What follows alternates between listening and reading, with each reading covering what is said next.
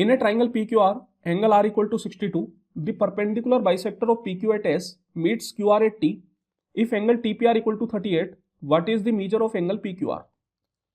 तो चलिए यहां पर सबसे पहले तो एक ट्राइंगल बना लेते हैं PQR। ये हो गया P, ये Q और ये R।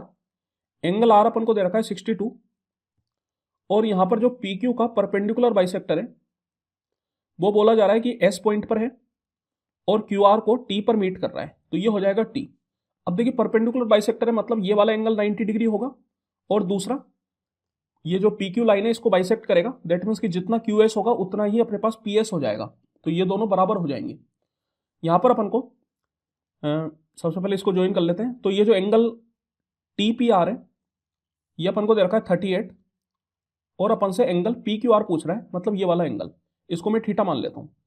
तो अब देखिए सबसे पहले तो ये जो दो ट्राइंगल आपको दिख रहे हैं PST और QST, ये दोनों आपस में कॉन्ग्रुएंट हो जाएंगे क्योंकि दोनों में ही एक तो PS और QS कॉमन है, इसके अलावा दोनों में एक साइड कॉमन है ST, तो ST इक्वल टू ST आ जाएगा और एक एक एंगल बराबर है, इसमें एंगल PST बराबर है और इसमें एंगल QST।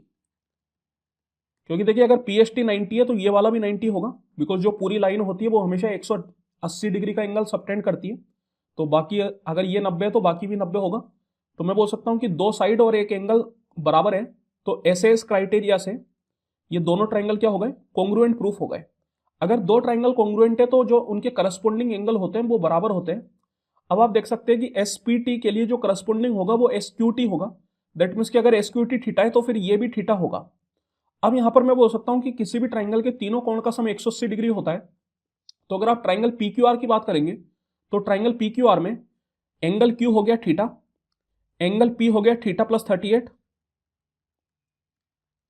और एंगल R हो गया 62, तो इन तीनों का सम क्या होगा 180 डिग्री। तो 2 theta equal to 180 minus 38 plus 62 का अगर आप करेंगे तो 100, तो ये आ गया आपके पास 80 डिग्री।